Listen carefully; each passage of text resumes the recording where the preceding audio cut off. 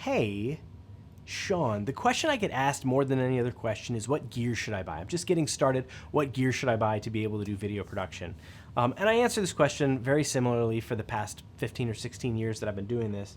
But I was asked by my creative partner, also named Sean, and he and I have this budding relationship, but he asked me, like, he's a brilliant director and has tons of years and years of experience directing and writing and editing, but doesn't shoot, doesn't own a camera. And he was like, I think I want to buy a camera and some gear. What do you suggest? And he asked me like 20 minutes after I had just recorded and tried to upload the video about what my future is in video production. And it just made me rethink everything. And so there's three things going on in video production that inform my answer that I'm about to give you of what gear you should buy. And the gear you should buy if you're serious about doing video production is nothing. Now, the exception to that is like if you're shooting weddings or if you're shooting the same thing all the time, then yeah, buy some gear, but you should be renting gear, and let me explain why. So the first reason is video production has changed. Video, when we were doing this 10 years ago, it was not broadband video everywhere, full streaming all the time. Video was harder to come by. And as it became more and more common, we also got these tools like our Rhino sliders and gimbals and all these other tools which make really polished production possible without a big crew. And some of these shots, like if you wanted a long tracking shot, you used to need, hundreds of feet of dolly track and you needed 4 people running the camera. Now, you can put your camera on a gimbal and walk. You can get a motorized slider and have it track something. You can do these things simply with gear that costs like $1,000. And so we had this thing happen like 5 years ago where these shots started to become common, where it was very cool to see. They were novel, but it was starting to become more common because these shots that we had associated with like high-end production, because it was only Hollywood movies that were doing it, those shots started to be in our vlogs and in our promo videos for things. And it was so captivating because it was the stuff that we had only seen and only associated with these, big budget Hollywood films.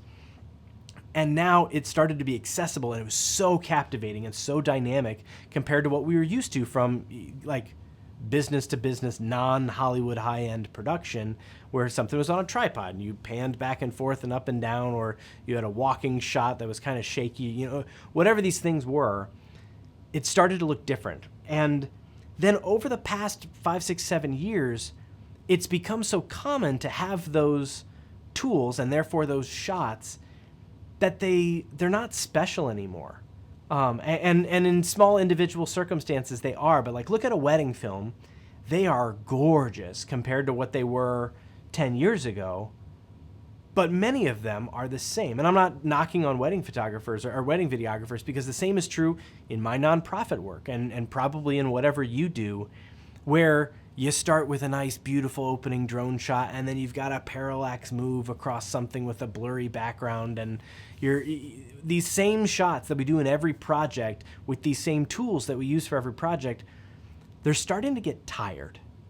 And that opening drone shot doesn't captivate us like it used to. When we first started seeing drones be a part of all productions a few years ago, every time at first it was like, holy cow, how'd they get that? And now, sometimes good drone shots are still hard to find, but drone shots are in everything now. And everyone's got a $800 drone that can shoot decent video in their backpack, and it folds up and it's wonderful.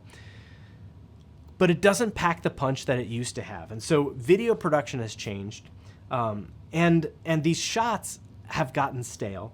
But then the second thing of these three things is that the audience is changing. And some of that is that they're reacting to these shots that are now much more common, and they're not as eye-catching and unique as they used to be. But the other thing is that the age is changing in all sorts of ways, but everyone's watching more video. You have older people watching more streaming video because they have access and it's on their phones and stuff. You also have young people immersed in it. And so depending on whatever project you're filming, the shots might need to cater to a younger or older audience. And it used to just sort of be video is video, but now that we can target where things are going. We have such control over our audiences on different platforms. And to know with corporate projects, like, okay, who's going to see this? Where are they going to be? We know what kind of video would resonate with those crowds, or we can find out. And so the same type of video where it used to be like, let's make a good video that looks like Hollywood videos. Now it's tired because it's common. The audience is expecting it and bored by it, and maybe looking for something else entirely, depending on who they are and where they are. And so this brings me to the last thing, which is why I say don't buy gear. I've shot a handful of things this year. All of them have been wildly different and used completely different sets of gear. And for all of them, I've had to rent something. We shot a big thing with the symphony. It was a quartet at a museum, and we had it all blacked out, and we had it lit beautifully. We had a wonderful DP. Seth Donnelly did it for us. And we had to rent 6 FX3s from Lens Rentals, and they were fantastic and accommodating with all of that. But we had like 6 cameras rolling, each with a different lens. We had our plan for where everything was going to aim. Owning all that gear would have been foolish, and just having all that gear, those cameras are like $5,000 a piece. It'd be ridiculous. We don't want that. And then I also shot something last week where I was up in Michigan filming at a camp, and I'm outside and I'm running around this place from like a massive campus, 250 acres, and I'm all over the place trying to film stuff. And I found myself in this dilemma of, do I try to switch my gear up to have like the perfect gear for these particular shots? Or is it better to have a shot that maybe isn't as perfect, or with maybe I'd choose a different lens, but what's happening now I need to capture and I don't want to fake it later. And so I found myself going back and forth with like, well, I have all this gear. Do I really need it? And I ended up filming a bunch of it with my phone, to my surprise. And those shots look incredible compared to the Sony stuff, especially in high dynamic range situations. The phone is just wonderful and focused and reliable, as where with the Sony, if I'm going from dark to light, depending on how dark to how light, I've either got to remove my ND filters or have a bigger camera that has built-in ND, which is less portable because of it. So I was just struck by lately how varied all of the projects that I do are. And I think if I lost all my gear today, there's very little that I would buy back. Probably a tripod, because you'll use a tripod forever. Maybe a lens or two, but I don't even know which lens or two I would get. But lights, I mean, I'm shooting YouTube stuff in my basement, and that's different, but I'm renting gear when I'm going and filming interviews, or I'm hiring people that have gear specialized for these situations.